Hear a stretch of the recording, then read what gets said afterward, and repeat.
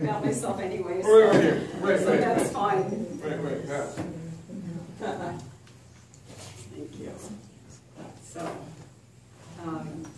I realized as I was sitting here that this is the first time that I've ever given a talk where not only did I know everyone, but I've hugged almost everyone. What a difference that makes, knowing that I'm among all friends, and Right.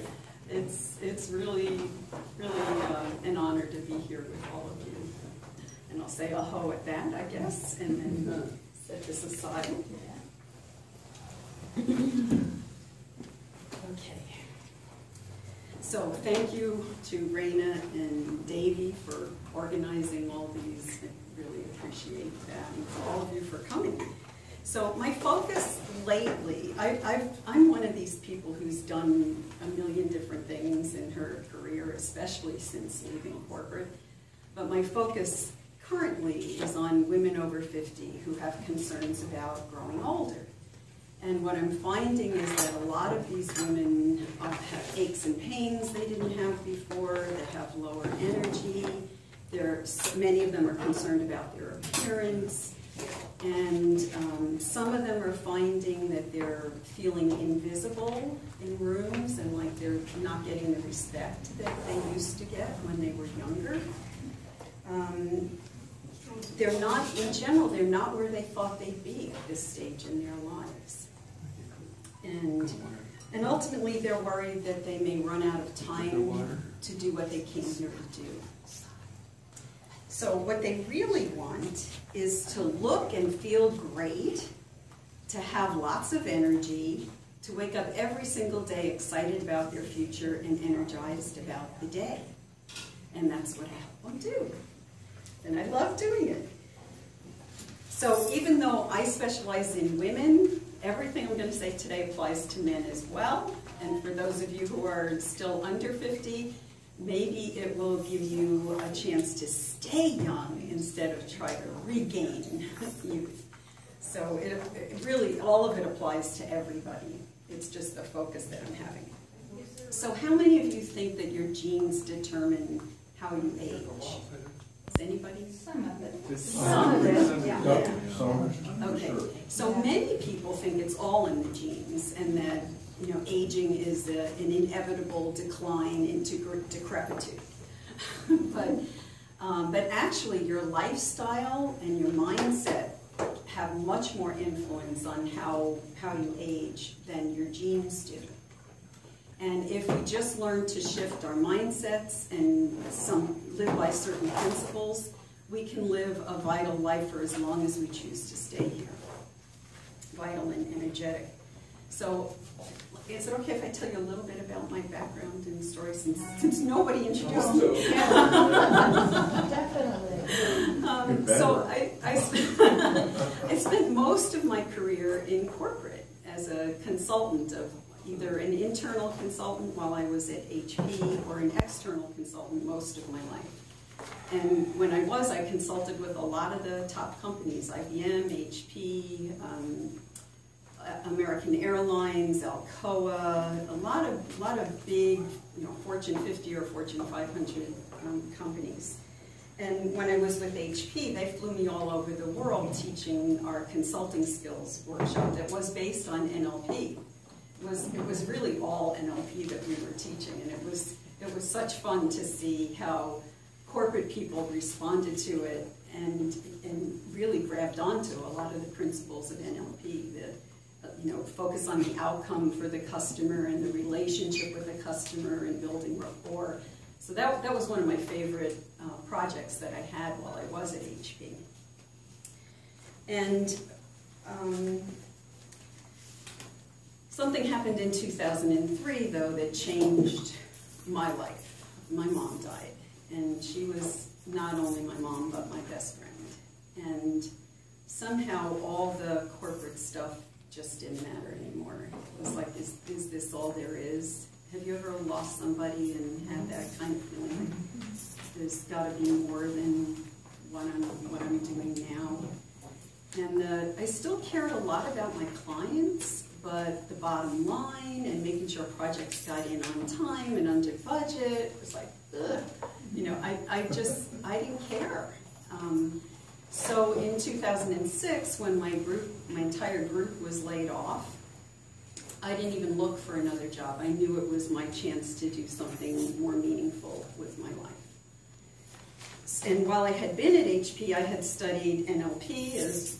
Most of my classes, Raleigh was there also. I spent almost all my vacations and many, many weekends in NLP training and different coaching training. And I did learn EFT and Can you hypnosis. Use words instead of initials? Neuro-linguistic programming. Okay. And EFT is Emotional freedom technique, right? And I experienced EMDR, but I didn't learn. I learned it maybe a little bit, but not. I couldn't claim that I know how to do that. So when I got laid off, I just worked in different kind of coaching positions, trying to make a living. And also, I learned how to connect with the other side because I wanted so desperately to communicate with my mom. That was the main thing that I wanted to do. So I tried for a while to make a living as a medium, and that didn't work. I'm not a great medium. I'm an okay medium, but I'm not great at it. And I just never got my. It was a mindset thing that we're going to be talking about here. And then in January of 2012, I discovered Access Consciousness. And for me, this was the easiest, fastest, most effective way to create change for people. And do it with a combination of body work and verbal processing. And for me, it's been a life changer. And I really, really enjoy doing it. So after 3.5 years, and I can't tell you how many tens of thousands of dollars of workshops, I'm now one of only 129 certified facilitators in Access Consciousness in the U.S. And most of you know that I wrote a chapter in this book, The Energy of Healing, and it's got the same title as today's talk, Are You Getting Younger Every Day? But the book is The Energy of Healing. So as far as aging is concerned, today's topic, most of my life, I didn't ever think about aging. In fact, there were many times when people asked me how old I was, and I had to actually do the math to figure out, well, let's see, what year are we in now? And I was born in 48, so that means blah, blah, blah. And yeah. So, yeah, and I mean, I think I look and I definitely feel at least 10 years younger than my chronological age. And I've always felt really good. And the last relationship I had the best sex of my life at 66 years old. So far, I'll add in, so far for the linguistic people. I'm healthy, I feel good, and age, for the most part, wasn't an issue. Except it wasn't always that way. Something snapped in me when I turned 65. And there was something about that number, and I made it significant. 65, I'm now a senior citizen. And even though Medicare was great for me, it's been a wonderful thing in my life to have Medicare, it was, it was just the reinforcement that I'm a senior citizen now, and I get government subsidies pretty much, and I've always been a really independent person. And all the things you hear about old age and senior citizens and all that, and I started discounts at the movies. Discounts every place. Yeah. Social Security too. I went on Social Security at 65. So all of friends retiring too, and even some dying, was just a constant reinforcement of how old I had become. And I took it in, and I started to feel old. I started to move less. I started to put on weight. And eventually, one day, I had this horrid pain in my butt and all the way down my leg. And I had created sciatica to prove how old I was. And so I could walk like my mom did actually towards the end. And I don't know how many of you have mimicked your parents' bodies in some way. Yeah. So I went that way for a couple of months, and I mean it was so bad that it was a good day if I had the energy to watch TV. And that's how bad it had gotten. And then one day, I don't know, do any of you ever hear your parents' voices, even though they're... Well, one day I heard, Patricia Elizabeth Ann Duran, which I knew I was in trouble just from that. She went, snap out of it. Enough is enough. You have the tools to get out of this. Use them and get back to work. My mother was always big on work. She had a strong work ethic. And there was something about hearing that did cause me to snap out of it. And I realized that I wasn't the victim. I wasn't powerless. I could make different choices. And I did. So the first thing I chose was to shift my mindset to believe that I could get better, that I wasn't going to be this way for the rest of my life, which probably would have been a short one if that had continued. That I could choose different, and I did have the power. And I remember that I had met a woman, and I had tried a lot of things. I had tried 5 different chiropractors, nobody in the room, so I didn't know you then, Charles. You might have been able to help. And had I been here, I probably would have snapped out of it sooner. But I met a Rolfer, and she was the one who really helped me. And in one session, I had enough movement that I could be functional again. And in 4 sessions, I was out of pain completely. So, and I've been living a vital, energetic life ever since. All this, year and a half or so. So, that's why, knowing that I could shift that is why I'm so passionate about helping women over 50 to regain their power, to know what they can do, and to live really vital lives for as long as they choose to be here. Snap out of it and get to work. Yes, and get to work, Mom. She was laughing. You did it. Okay, so this probably isn't much of a request for you, but would you be willing to step out of your comfort zone today and while we're talking? Okay, and try on some new ideas, like you were trying on a new sweater, and see how it fits and if you like it or not, and you can always take it off again afterwards. In the 80s, I went to Nordstrom because one of the very few times I've gone to Nordstrom, but I had a big event to go to and I wanted a fancy dress. And the salesperson picked out this dress that I had passed it on. I'd seen it on the rack, but I had passed it. And she said, no, you really have to try this on. And when you get it on, it's really different than how it looks on the rack. And I went, but I said, okay, what do I have to lose? I'll try it on. And it was amazing. It was my favorite dress of all time. It had a really low back, and it had a slit up the front, and I looked and felt great in it, and it was wonderful for the event, and it was wonderful for many things after that as well. And I almost passed it up. So I wonder how many of you have left a dress on the rack, figuratively for you men, but left a dress on the rack that could have changed your life. For you, it really would have changed your life, right? I put on a suit for my mom's funeral that was actually too tight last year, and it looked really good on me. I wore a white tie, which I had blasted and put in, but it felt really good. Cool. It felt really good, and I looked good in it, and it just made me feel better. Great. Okay, so I want to share with you my 7-step Vitality Over 50 system. So since we don't have all day, we'll cover some of these in more detail than others. So we'll touch on all of them. Oh, and I have a handout too.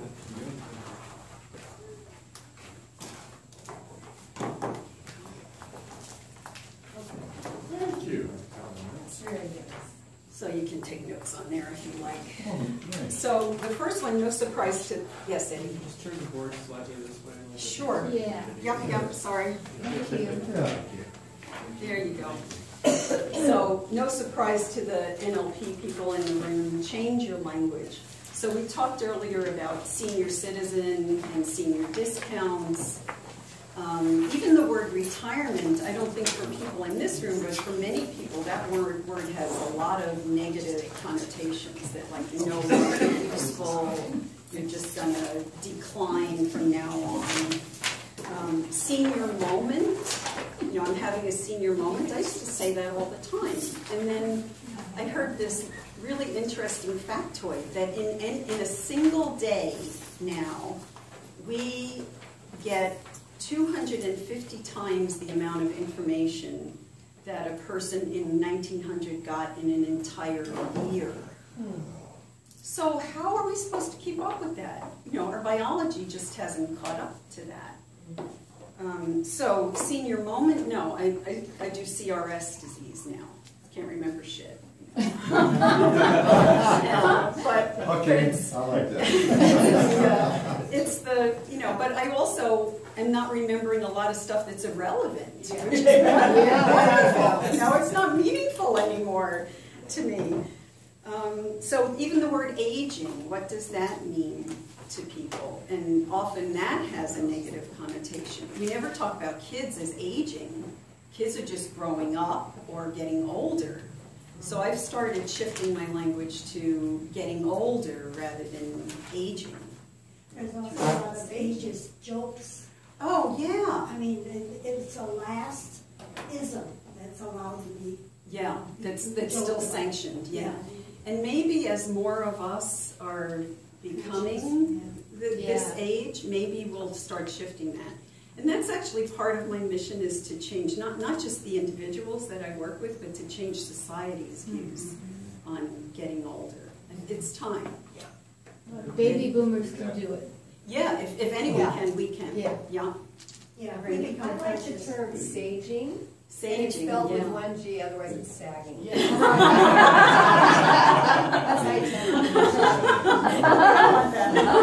Exactly. You could add an E after the G and probably still be an allowable spelling. Which would make it really clear. Sagging. I like that. And then you're vintage, like More than vintage wine, you know, cars, like well preserved.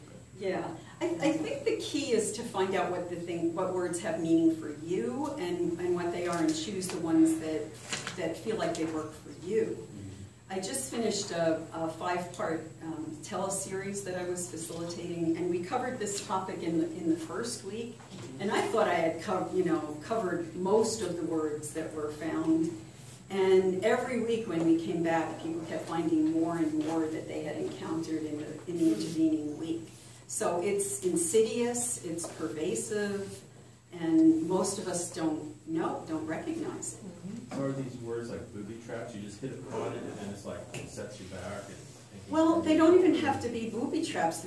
They're just, we sort of have taken them in, like at my age. How many times, or do you ever say, well, at my age, you know, naturally my eyes are deteriorating, or my libido has decreased, or blah, blah, blah, blah, blah, blah. And the worst are the doctors. Oh, yeah. Where you go into the doctor and they say, that. well, what do you expect at your age? Yeah. And do you know Dr. Christiane Northrup? Yes. Oh, Yeah, I love her. Yeah. So for those who don't know her, she's an MD who specializes in women's health, and she's written at least 3 books that I know of. Way back, I don't know if it was the 80s, she wrote Women's Bodies, Women's Wisdom, and she wrote The Wisdom of Menopause, and now she has a new book out called Goddesses Never Age. And she had a PBS special with a similar name, Glorious Women Never Age, or something like that. And she said she's got her retort when a doctor says to her, well, what do you expect at your age? She says, what do I expect at my age? I expect to be healthy, vital, do all the things I want to do, and love my life. That's what I expect at my age. And you? Chuck? Yeah, I've got on the first 2, I have a pretty much mindset yes, I watch my speaking, either positive or I let it go by. In my mind, I just let it go by because it doesn't mean anything. Right. So in this system, what we do with the language is we either shift the language. We do exactly that, Chuck. Is we either shift it or we take the meaning out of it. Take the hit out of it. The hit out of it, so that there's no more of that meaning, that deep significance to the words that we hear that are pervasive in our culture currently, anyway. Okay. Next one, let go of judgments. So, how many of you look in the mirror every day? Really? And how many of you judge what you see in the mirror? Oh, God. It depends what mirror I Whether it's a magnified one or not, right? Right. The lighting. Depends on the mirror that you get. So, so I could look in the mirror and go, oh, wow, look at all those new wrinkles that are showing up, the new lines on my face, and wow, look at how my belly is protruding, and get real upset and be totally judgmental. Or I could look and I could still notice those same things and actually say to my body, hey body, that tummy thing, it's not working for me today. It's not working anymore. What can we do to shift that? And start asking questions, but from a non-judgmental point of view. So in my program, we actually get to a point where we are releasing the judgment of our bodies. And it fits in with this number 5 also, to collaborate with. The first step in collaborating with our bodies is to stop judging it. So there's a really quick technique for getting out of judgment. Want to know what it is? Yes. Yes. Think of something you're grateful for. Oh, okay. Judgment and gratitude can't coexist. So when you find yourself in judgment, you have to notice it first. But once you notice it, just step back and go, okay, what's something I'm really grateful for today? So that's one thing. We go through a lot more in the program of releasing judgments. And Access has some wonderful tools for releasing judgment. So shift your limiting beliefs. So there's a couple of things we can talk about here. One is there's an awful lot of studies lately showing that the traditional views on aging are not actually accurate. There's a whole bunch of studies out. So the science is starting to back this up. And we also have lots of techniques between NLP and EFT and Access Consciousness to actually shift whatever beliefs we have. So, want to hear some of the science? Some of the studies? So these are also from Dr. Northrup. She cites a number of studies. And I think somebody, I can't remember her name, somebody spoke a couple of months ago on aging, and she cited one of these studies. Danny. I think Danny Burton. No, it wasn't Danny, because I know Danny. It was somebody I didn't know. I think her name started with a C. Pardon? We don't need to know that. Yeah, we don't, right. So there was a study where they set up a controlled environment, and the study subjects were men, I think it was 70 to 85 years old. And in the environment that they were going to be in for 2 weeks, they set it up to have old appliances, old TV shows, old magazines, all things from when these people would have been in their 50s. And they instructed them to act as if they were in the prime of their lives. So not to remember what it was like, but to act as if they were in the prime of their lives. And they were in for just 2 weeks. And everything that they measured improved. When they came out, they looked 10 years younger, their blood pressure was improved, their muscle mass was improved, their cholesterol was improved. All of this from just shifting the way they were thinking. So that was a big study in my mind.